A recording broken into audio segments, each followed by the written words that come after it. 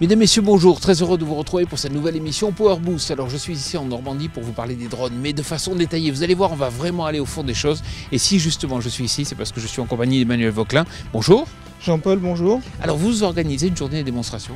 Oui, aujourd'hui on organise une journée de démonstration parce que Latitude GPS est distributeur Trimble Gatwind et on a voulu montrer aux techniciens du monde agricole ce que l'on pouvait faire avec un drone. Nous vous présentons cette semaine l'X100 de Gatwing qui désormais fait partie de l'offre Trimble.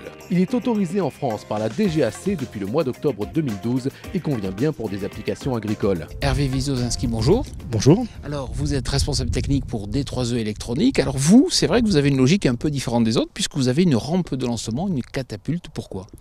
Pour plus de sécurité au décollage, puisque ça permet d'assurer une stabilité dans le décollage qui lui permet d'évoluer en toute sécurité plutôt que d'un lancer-main qui imposerait d'avoir l'hélice à proximité du corps et avec tous les aléas que ça peut provoquer. Et voilà, c'est une mise en situation la plus sûre possible.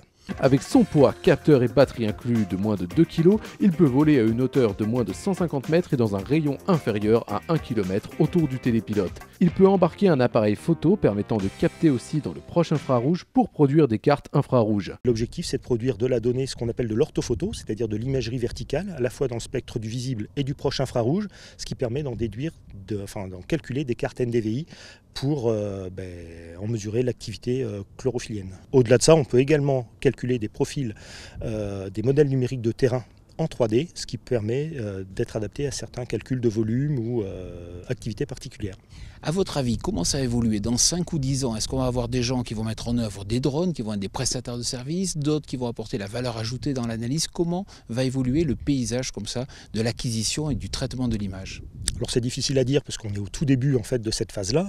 Les outils sont déjà assez matures. Ils sont pour l'instant réservés à des spécialistes parce que c'est pas le tout de produire une carte d'activité chlorophyllienne. Encore faut-il l'analyser, en tirer la valeur ajoutée. C'est pas à la portée du premier venu. Il demeure une certaine technicité à la fois pour le drone et j'insisterai sur l'aspect sécuritaire et réglementaire parce que la partie mise en œuvre elle-même est relativement simple et assimilable.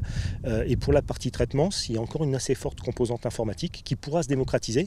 Mais ça restera quand même un outil de pointe, donc je pense qu'il y aura des prestataires qui vont offrir tout un éventail de prestations qui iront simplement de la réalisation du vol simple ou après des préconisations et c'est ce qu'on voit se dessiner actuellement sur le marché. Et pour finir, quelques ordres de prix, combien il faut compter pour un drone de ce type?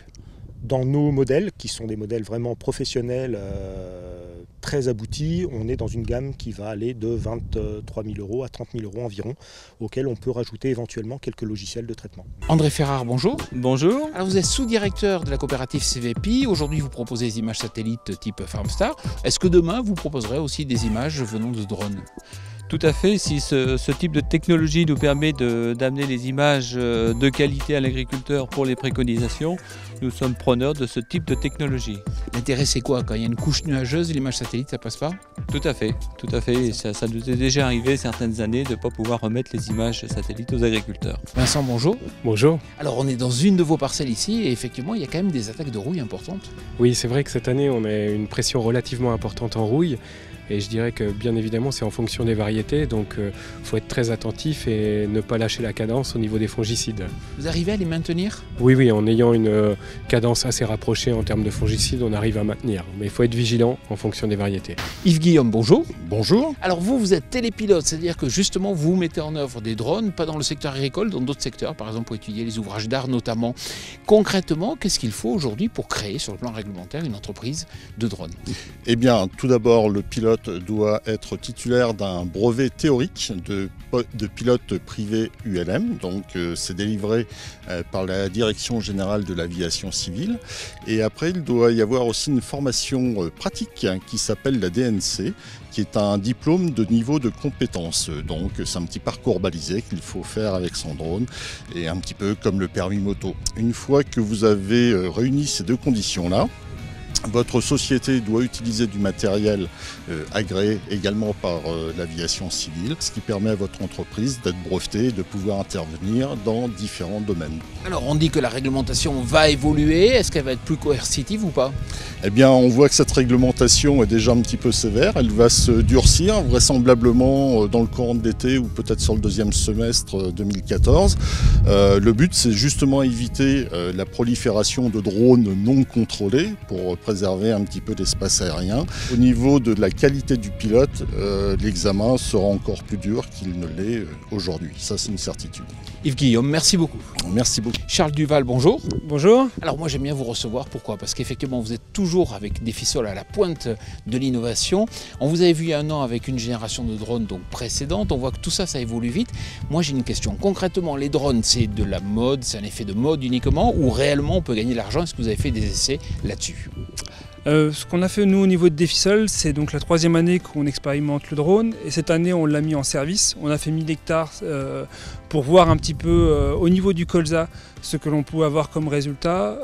Pour chaque parcelle on a fait des pesées de matière verte et on a établi une corrélation qui est très correcte.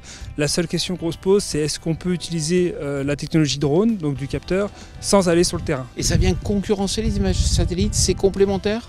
Je pense que c'est complètement complémentaire, ça ne s'adresse pas au même public et ça ne fera pas du tout les mêmes volumes parce que faire là en 45 minutes on peut faire 150 hectares ou mais maximum. Et il faut aussi voir aussi que pour la modulation de dose, on module à largeur d'épandage aujourd'hui. Donc il ne faut pas avoir une précision centimétrique si on module à largeur d'épandage. Mais on peut imaginer qu'il y aura d'autres usages qui vont se découvrir au fur et à mesure. Ah oui, complètement. Là-dessus, je pense que le drone, c'est la nouvelle révolution technologique, on va dire, du moment. Elle va durer à mon avis très, très longtemps quand même parce que elle est très facilement accessible. Le délai de mise en œuvre, il suffit d'avoir son brevet théorique de pilotage et quelques jours de formation pour faire voler aujourd'hui un drone. Ça c'est pas le problème, c'est plus de faire homologuer le drone qui est la problématique. Charles Duval, merci beaucoup. Merci. Voilà, notre émission Power Boost touche à sa fin. N'oubliez pas que vous pouvez retrouver tous les extras de notre émission sur notre chaîne YouTube. Je vous souhaite bien sûr une excellente semaine.